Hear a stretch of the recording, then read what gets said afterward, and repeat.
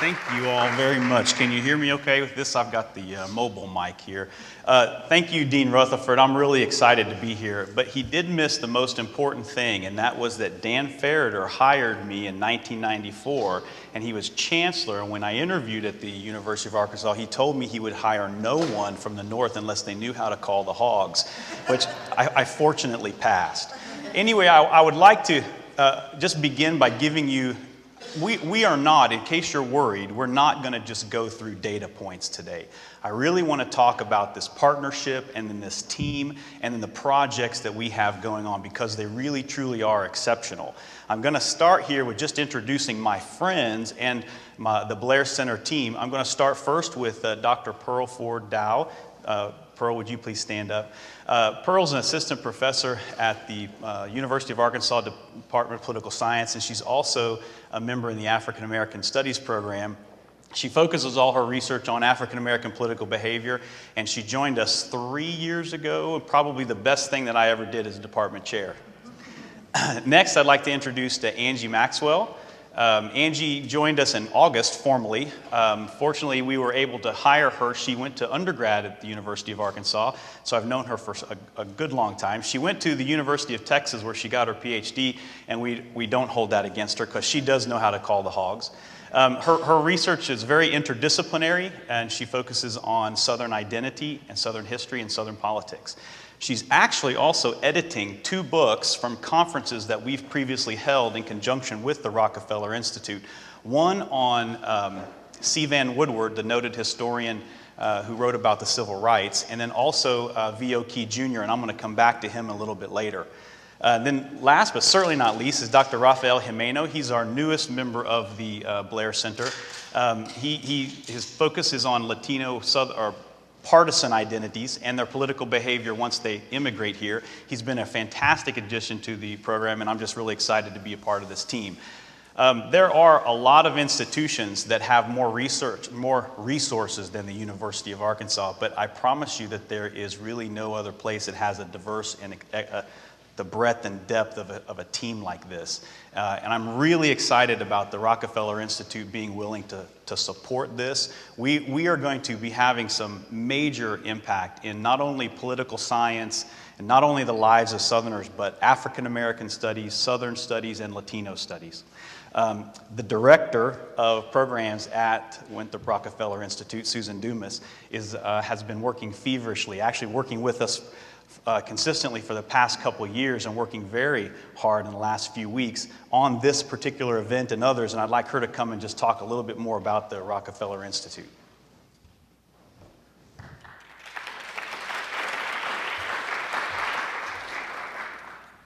Thank you, Todd. The Winthrop Rockefeller Institute was established in 2005 on beautiful Petit Jean Mountain, which we hear is currently under a blanket of snow, by the way. Our office closed, I think about an hour ago, but we're here, glad to be here. At the Institute, we were actually formed by the University of Arkansas system with a grant from the Winthrop Rockefeller Charitable Trust, which I know many of you are familiar with. Governor Rockefeller was well known across the state to host meetings and conferences. He hosted hundreds during his life at his innovative cattle farm on Petit Jean Mountain. We at the Rockefeller Institute utilize his model to create a climate, a place where we think that real change can happen for the betterment of Arkansas.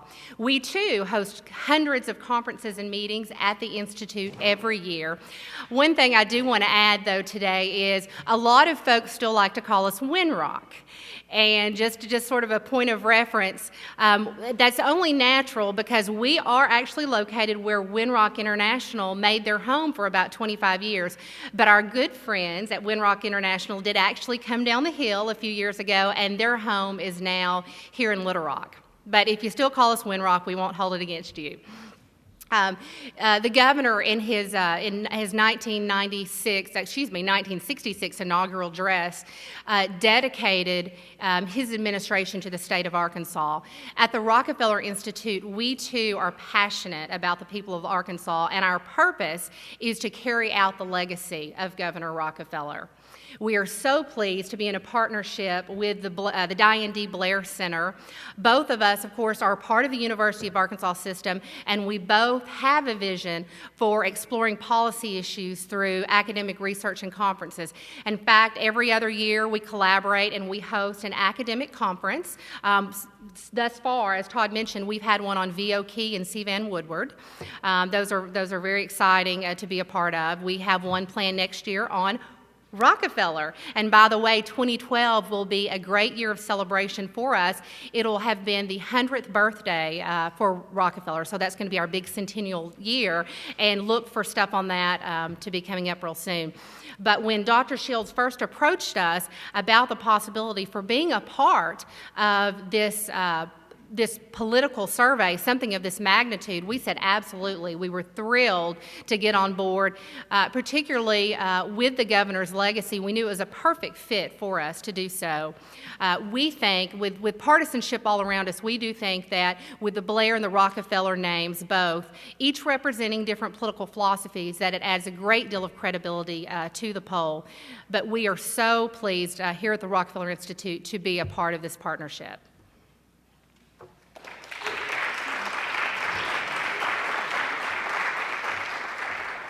Before I introduce our next guest, there's one person that couldn't be here today that I really truly need to thank, and that's Jim Blair.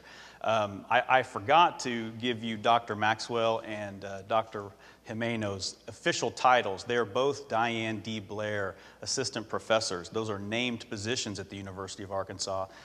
Jim has continued to be a huge beneficiary of the Diane Blair Center, and his support. He wanted to be here today and he couldn't. And I can tell you that most academics work their entire careers to get a named endowed professor, and once you get that, you've really made it. And it's just a pleasure that we have Angie and Raphael on our team, because they're simply exceptional. But the last and probably one of the most important people on our team that I want to introduce here is Dr. Mike Dennis. He's the Vice President of Knowledge Networks, and he's in charge of government and academic research there. He also has a Texas connection. He got his bachelor's degree and his master's degree from Texas. I don't think he knows how to call the hogs, and I'm working on that with him. So, yeah, okay. Well, I've told him that before he can leave, he has to learn. But he didn't get his PhD at the University of Texas. He went to the University of Chicago, where he finished up there. And I have actually worked with Mike before on a project following the 2004 election. I'm going to come back to that a little bit later, too. Mike.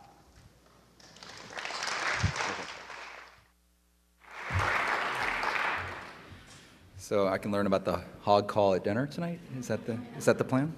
So thank you for the very gracious introduction, Todd. I'm very pleased to be here today and delighted to be talking about the poll that's been, I think, going to generate a lot of news interest. I hope it does generate a lot of news interest, and my role today is to explain why the survey is important and also something about the methodology of the research. So I want to talk about a few things first before I get into the methodology, and really talk about why I think this research is noteworthy and deserving of a lot of news coverage and then scholarly attention as the data sets become publicly available. When Professor Shields first brought this study to my attention, brought the study concept to me last summer, it was abundantly clear to me that this study would provide a number of truly valuable insights. And as Todd said, I'm a native Texan, and as a native Texan, I can tell you that I do stay in touch with the folks back home. And looking at what was going on last summer in our country, it was evident to me that the political battles around healthcare reform, the growing perception that perhaps President Obama was too liberal or moving too far to the left, all these things were putting in jeopardy the historical coalition that put Obama in the White House in the first place, and that also put a House Democratic majority in power. And the heated political rhetoric, actually, for me, was reminiscent of the attacks on President Clinton's own health care reform initiative, as well as the attacks that were made when he increased the marginal tax rate on the wealthy in 1993, immediately prior to the 1994 midterm election. So in that context, I think this survey has a lot to say about our current midterm election that we just went through. So let's talk about why this research is very important. And there's two main things that I want to bring to everyone's attention. The first is that this poll, in my opinion, has captured and put in a measurement capsule, if you will, the attitudes of the citizenry in the period immediately after the historic 2010 midterm election. Now, we can all debate why the election was important, but I don't think there'd be any argument in the room that the election was a very important moment in our country's history. Those feelings, emotions, attitudes, and opinions that helped contribute to the unseating of the Democratic majority, that helped contribute to put in place what we have now as a total of the 29 Republican governors across the country. It was the very mentality of the voters that was measured and recorded by this Blair-Rockefeller poll. And I think that's very important. And these data sets, I think, are going to be valuable not only for the Blair researchers that Todd introduced earlier today, but I think also for many other scholars and other institutions and graduate students who haven't yet written their dissertation plans. They're going to look at these data sets and they're going to use it to try to unpack the puzzle of the 2010 midterm election. The second reason why this poll matters is this. The researchers did not shy away from the notion that regionalism still matters in American politics, that the states making up the Old South, if you will, the former Confederate states, might have their own exceptional and distinguished political attitudes. And taking advantage of the survey infrastructure that my company, Knowledge Networks, provides to scholars, academics, and market researchers as well, the researchers behind the Blair-Rockefeller poll collected a generous number of interviews from the former Confederate states. And that made possible an analysis of regional political differences that still persist today. Also, I think probably lesser important, but also a very important part of the study, there were a number of interviews also collected with other groups to measure attitudes on race, to measure attitudes related to Hispanic ethnicity in this country, obviously a growing group within our society, and interviewing these groups in sufficient numbers to make analyses of these groups, and not only that, but attitudes toward these groups possible. So that'd be a very important set of research objectives for this study. So let's switch gears now and turn to how the study was conducted, which is actually what I'm supposed to be talking about today. And mention that, first of all, it's a large sample. It's 3,400 interviews were done in total for this study. And it has an advantageous sample design because half the interviews were conducted in the former Confederate states and half in the balance of the country, making possible the analysis of regional differences that I mentioned earlier. This split in the number of interviews between the Confederate states and the balance of the country was intentional. It was not an accident. And all the interviews were conducted with people who use computers connected to the internet. So all the survey questions were actually answered by individuals who have internet access using a computer, and they answer these survey questions. Now I need to pause, and I have a special request to make of you. This is a participatory exercise. I'm asked that you, for the moment, forget everything that you believe to be true about internet surveys. And so whatever you think about internet surveys right now, I'd like you just to put it out of your mind, and I'm going to help you try to forget what you think. So I'll be very specific. I ask for you, first of all, to put aside your assumption, it's a very common assumption that people have, that internet surveys are done exclusively by people who are motivated by money. They want to take surveys to make money. I'd like you to put that assumption on the side. Secondly, put aside any perception that you might have that all internet surveys are being done by a tiny minority of people who are staying at home, clicking away, doing all the internet surveys so that pollsters can have survey data. Put aside that perception, if you will. Thirdly, clear your head of any assumptions that internet surveys are done exclusively with people who already have internet access. So 3 out of 10 households still do not have internet access in this country for doing this kind of thing. So put aside that perception. And finally, suspend any assumption that you might have that all internet surveys are inaccurate, unreliable, or somehow not to be used for serious research. Okay, so this is serious research. So your mind now free of misconceptions and misperceptions of internet surveys, this is the point I want to make. The Blair-Rockefeller poll suffers from none of the limitations I just mentioned. To repeat, none of the limitations I just mentioned apply to the Blair-Rockefeller poll. Now, it is indeed true that most internet surveys do suffer from these limitations, but what we've done at Knowledge Networks is we've uniquely solved the problem of how to conduct accurate polls on the internet, and it's not a new thing. We've been doing this for 10 years. So this is what we did in building our knowledge panel, and knowledge panel is the sample source that was used for doing all these interviews for the Blair-Rockefeller Poll. When we built our knowledge panel, the first thing we did was we stayed true to the scientific principles of randomness. We stayed true to traditional principles of random selection of U.S. households. The other internet surveys that are done are based on non-random selection. Second, we actually decided to give computers and free internet access to households that we selected that didn't already have internet access. So 3 out of 10 households were actually equipped with computers and free internet access. That cost a pretty penny. Third, we put in strict limits on how often we survey these households so we don't over-survey them. And fourth and finally, and this is an innovation in the last 2 years, we recognize the trend toward households cutting the cord and getting rid of their traditional residential landline telephone service. So we transitioned from a telephone-based recruitment methodology to using address-based sampling that makes possible the equal sampling of cell phone-only households. Our knowledge panel is now representative of cell phone-only households as well as those households that have traditional landline service. So because of all these things I just mentioned, these design considerations and the investments that we made in building our knowledge panel, we have been the survey research firm selected for hundreds of federally funded surveys in the past 10 years. And the trend's actually going more in the direction of our doing federal work.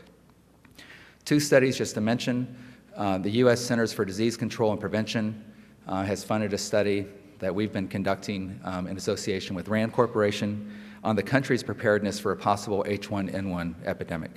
Been doing this project for a couple of years.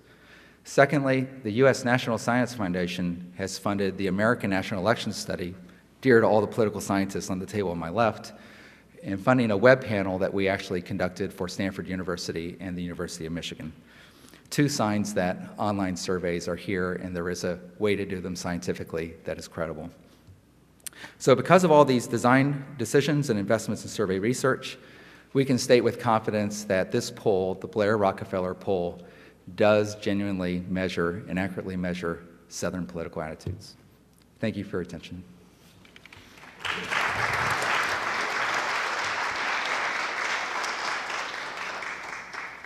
Thanks, man. Appreciate it. Thank you. I can honestly say that Knowledge Networks has become the premier place where academics go for accurate data. And we've been remiss in using this. I'm going to go through these slides here quickly. I just want to reiterate a couple things. The survey that we did, we are correctly talking about it as one survey, but it's also correct to think of it as 6 different surveys in one. We've oversampled African Americans in the South and non-South, Hispanics and Latinos in the South and non-South, and Caucasians in the South and non-South. The topics that we've covered are just enormous. There's a sample here. There's no way that I can even come close to telling you all the things that we've covered in this survey. We will be doing articles and books on this for a long time to come. I'm not going to go through point after point. If anyone has questions about these, though, at the end, I'm going to make sure that we leave time for questions and answers, and we'll be happy to answer them if you do. I would like to start, however, like I said, I'm going to give you a background here and tell you why this survey is so important. I don't want to just throw out numbers without a context, okay? I want to start with a question. What does it take to dominate a region? This is the Electoral College map from the 2008 presidential election. And the Republicans had, in the past several elections, owned this L right here. Many people would call it the Republican L, going through the middle of the country, then off to the south. There were sometimes breakups in here, but the South, the Republicans just owned that. It was the backbone of the GOP. Well, in 2008, look, we've got blue, blue, and blue, and political scientists and commentators were like, what is happening here? Is the coalition cracking? What's going on? Well, in 1992, 2 authors' famous book called The Vital South. If you haven't read it, I highly recommend it. Their provocative conclusion was, as the South goes, so goes the nation. Now, I'll repeat that again. As the South goes, so goes the nation. Why is that? The regions over here in California and Nevada, they are experiencing some demographic changes, some political changes. Most of this area here, and even in the New England area, they are not experiencing a lot of changes. Where's the change happening? Seriously, where is the change happening? All down here. Social, political, economic, educational. As this change happens, the areas that aren't changing are being affected by that. Okay, let me go back. I'm digressing. What does it take to dominate a region? Well, I'm going to give you a little bit of background here. This is for those of you who are not from the South. This is Southern Politics 101 at the 50,000-foot view. Okay? In 1949, V.O. Key Jr. This is the conference that, and the book that Dr. Maxwell is editing, where we had people up at Pettigene Mountain. We asked them, what did Key get right? What did Key get wrong? What is the politics, the Southern politics for the 21st century? By the way, funded by the Rockefeller Foundation. Okay? And he had ties to Arkansas, too. I just throw that in there. He's the first one to really start looking at the South and collecting massive amounts of data and saying, what's going on here? Had many provocative conclusions that political scientists and historians are still grappling and struggling with, but reaching the conclusion that what's happening in the South is leading to change. He would never have anticipated, he yearned for a two-party competition in the South. If someone were to tell him, pretty soon the Republicans are going to own the South, he would not have believed you. All right, let's move to step 2. That's step 1, how do you dominate a region? Number 2, how do you dominate a region? All right, this book here, The Emerging Republican Majority. This book was written by Kevin Phillips. It was released in 1969. This right here, this book here was what was released publicly about the Southern strategy. Have you heard about the Southern strategy? Well, I want to back up just a little bit. 1960, who did Richard Nixon run against? Kennedy. Who did the NAACP endorse? Who did Martin Luther King Sr. endorse? Richard Nixon. Richard Nixon was the pro-civil rights, the progressive Republican. He was the Rockefeller Republican in 1960. Did he win in 1960? No. He does not win. He comes back in 1968. In the 1968 Republican National Convention, he has massive political arguments with Nelson Rockefeller. Rockefeller argued that the Republican Party's long-term strength was to stay with the urban voter, to stay with African Americans and be pro-civil rights. They expected Nixon to go along with that because in 1960, in his campaigns, he was moved to tears when he said he saw African American children going to different schools and then different races eating in different restaurants. These were things he said in his 1960 campaign. Kevin Phillips and a guy named Harry Dent started collecting massive amounts of data. And I spent enormous amount of time, I'm going to come to this book in a minute, but I spent enormous amount of time on the Nixon material. And in their special documents, they did enormous amounts of polling on the South. It was extremely sophisticated for their time, and I don't know how much they had to spend on all this. I mean, it had to have been a fortune. But there were reams and reams of it, and Kevin Phillips and Harry Dent are telling Nixon, forget what you did in 60, go down south. Now, the famous phrase from Harry Dent is, go hunting where the ducks are. He was trying to say, I really want you to go after Democrats. Now, think about how revolutionary that was. The Democrats owned the South, right? They were the backbone of the segregated, racist South, right? What would a Republican be doing down there? Well, they said, look, we're going to go down to the South and we're going to talk about anti-busing. We're going to talk about states' rights. We're going to change tunes dramatically. Nixon and Kevin Phillips won that argument against Rockefeller, and now the Southern strategy was born, right? Fundamentally, dramatically changed the whole face of both parties and changed the entire coalition in the country, even today. Now, in 2009, I published a book that was talking about the importance of these wedge issues. The Republicans used race as a wedge issue to tell Democrats, hey, your party's not serving you what you want. This is what you want. They exploited that. Well, in the late 1990s and in 2000, Karl Rove was revolutionized wedge issues again. See, in the past, campaigns always went after people who were already voting, right? The idea was, if you're not voting, you're probably not interested. We can't get you interested, right? Karl Rove said, I don't think that that's true. I'm not going to go after what's already on the table. I'm going to go after these people who aren't voting. Now, in 1998 and 1999, not too many people were that concerned about stem cell research. By 2000 and 2004, they were very concerned about stem cell research. These were the so-called 4 million evangelicals that Karl Rove brought into the election in both 2000 and 2004.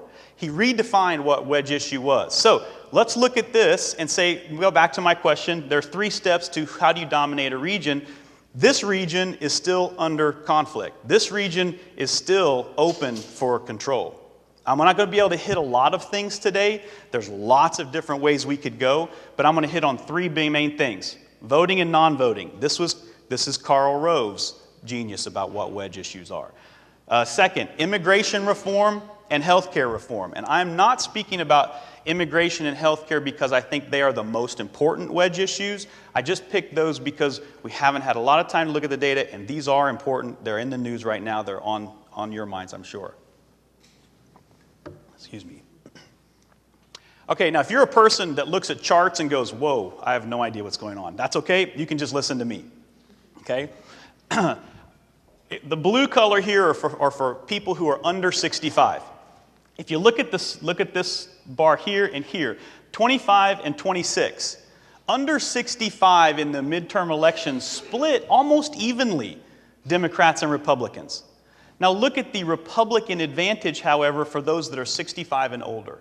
There's a huge advantage here for Republicans. That advantage becomes even greater when you move over here to this part of the slide. Look at the people who didn't vote. What does these 2 bars tell you? These 2 bars tell you people under 65, over 1/3 of them didn't vote. These are Karl Rove's people that he would be going after. Basically, this bar here says if you were over 65, you voted. This is an enormous advantage for the Republicans, okay? In other words, the Democrats left a lot of votes on the table.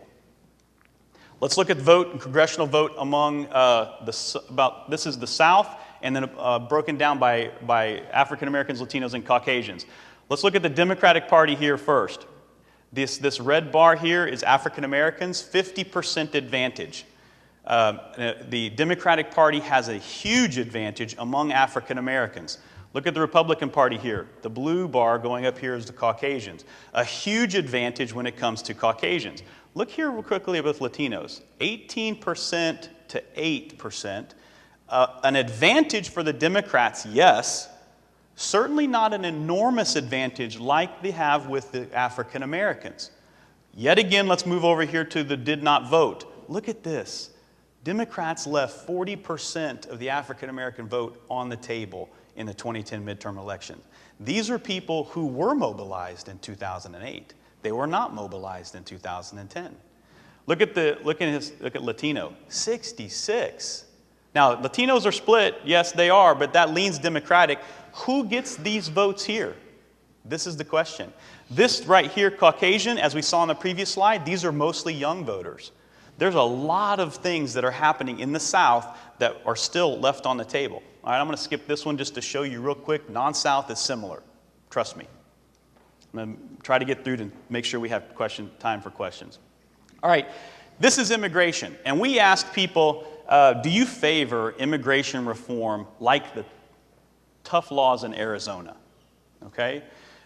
We have other questions on immigration too, but this is one that we really wanted to focus out, particularly given the recent news about Arizona. So let's look at, we have South down here on the left and we have the non-South on the right. Look at the Caucasian. Overwhelming support for immigration reform like in Arizona. Look over here at Latinos. Overwhelming opposition to opposition to the immigration like in Arizona. That's not surprising, right? All right, if you're Karl Rove, what are you thinking here? Look at this. Look at African Americans. African Americans in the South, African Americans in the North. What's the greatest percentage of them are saying neither? They don't support it or they don't oppose it. African Americans, in other words, they haven't yet made up their mind about this. This is a huge wedge issue. One of the things that we're going to come back to over and over, and I'd hope some of you ask my team here some questions about how African Americans are viewing Latinos and how Latinos are viewing African Americans, because I'm telling you right now, who captures those votes shapes national politics and regional politics for the next 50 years. It's just a reality. If African Americans and Latinos vote together democratically, we see the return of the Democratic South. If Republicans are able to capture the Latino vote, then they continue to maintain control of the South. It's as fundamental as that. Next one. All right, healthcare reform. I'm just quickly moving there. Again, I'm going to go quickly with Caucasians, absolutely opposed to healthcare reform. African Americans, supportive of healthcare reform. True in the South and true in the non-South. Look at Latinos, though. What's their greatest percentage? Just like African Americans and immigration, Latinos are saying, you know, hey, when it comes to healthcare, not really sure. That's really surprising. This is a group of people that I really would have thought would have said, I'm all for this, right? This is a group of people that the Republicans and the Democrats will be trying to convince about health care. Which way they go is going to have a fundamental effect on what happens in 2012. All right, 2012 presidential election. Let me ask this question. How would Hillary Clinton or Mike Huckabee win the presidency? Okay? Based upon this big overview that I've given you, there are a couple things that I really want to emphasize. Number one, voter mobilization is key. It wasn't too long ago that women didn't have the right to vote. Then they did, and parties went after. It wasn't so long ago African Americans didn't have the right to vote. When they did, parties went after them. They fought over that coalition. 18 to 21-year-olds fighting over that coalition. Latinos will be the next. Younger people will be the next. Who reaches younger voters? That's going to be, right now, the baby boom generation is voting and they are dominating electoral politics. That's not going to continue. People are going to have to reach out. Which party gets them? That's going to be the question. Another question, do Latinos support health care reform? Do African Americans support tougher immigration laws? Which party convinces these two groups their right will become the new majority? Ultimately, which party is strategic enough to know that the South has been and will continue to be what leads the country? So let me go back to this question. How would they win? Or maybe even, would you like us to predict who will win? Well, like a typical academic, I'm going to pull my punches when it comes to actual prediction. But I am going to promote something that we're doing in October. Am I right, Susan? In October, are we up on the mountain in October? We are up on the mountain in October. We are having a conference where we will, by this time, have had plenty of time to review this data. We're going to be bringing in strategists from the Republican Party and the Democratic Party. We're going to be bringing in scholars that are writing with the Blair team and others. And we are going to, at that point, right before the 2012 presidential primary season really kicks off, we will be going out on a limb and making some forecasts then. Okay? At this point, I did a good job. Dean Rutherford may actually invite us back because I ended on time. I want to open up for any questions that you may have. Is there a microphone, by the way? Go ahead. Somebody be bold. Be the first. Right here's one. Excuse me. You know what? I can hear you fine, but they need you the mic for the TV. Just looking at the bar graphs, it didn't look like there was significant difference between the southern region and the rest of the country. Very good point. Increasingly, we're finding that the southern region, in many different ways, looks like the non-southern region. There are some findings, and actually Dr. Maxwell might want to talk about these more, but there are some religious differences in the South and the non-South, where the South has a much greater percentage of Baptists than the rest of the country. We still believe that the South is the region of change, but you're exactly right. Increasingly, they are looking similar. Great question. There's one in the very back. Thank you, Dean Shields, and the team for great research. My question deals a bit more with the Latino population. you read a lot in the news about demographically how the sheer numbers of Latino population is probably the fastest growing demographic. And I know the bar graph showed, the three, Caucasian, African American, and Latino, but it seems like the Latino population is the fastest growing, and consequently, do you all feel, I guess, that the demographic research for the next 10, 15 years in the South specifically will be driven more by and influenced by Latino population of the three? I'm going to be a good administrator and defer to someone more intelligent than I am. Is this on? Yes. Yeah. Can you see him, or would you like him to stand up? Go ahead, stand up, Doctor. I would say that you're probably correct. I mean, by census estimates, it'll be 2050 when Latinos would become a fourth of the U.S. population. The reason that we have to be a little bit more cautious in assuming that they'll have a significant impact politically is that there's a large percentage of them that are unincorporated, right, who fail to attain citizenship or who are not eligible for citizenship. And so even though their numbers increase, it doesn't always translate into political power as it should. I have a question down here, too. Thank you, Dean Shields. This is a fascinating study. And early in the presentation, you talked about how there was an oversampling of African Americans in this study, both Southern and non-Southern African Americans. So I think this question would go for Dr. Dow. Did you find any distinctions between attitudes of race or racism between African Americans in the South versus African Americans in other parts of the country? Actually, no. African Americans throughout the country consistently share this very similar opinions about their experiences, liberal expression on issues, and so there is some consistency there. Where there is a difference is in perception of life and quality of life. We asked the question about, do you feel that you have the same opportunity as whites? And African Americans in the non-South, over 65% of them said they did not, in comparison to 58% within the South. And even the question about, how do you view your life? Are you satisfied with your life? We have more African Americans in the South that are satisfied. And so we probably can say that most likely is going to be contributed to the economic climate, particularly African Americans and the extremely high number, over 20% African Americans that are unemployed nationwide. And in some of these states, industrial states, African American employment rates are almost as high as 25%. Well, I'll just reiterate something that Dr. Dow just said, is that African Americans were more likely to consider themselves Southern than Southern Caucasians, and they had a more optimistic view of the future if African Americans were from the South. But overall, we're finding that the regional differences are not as expansive as they once were. We think that's a really good thing, but there are definitely differences still. Yeah, Julie.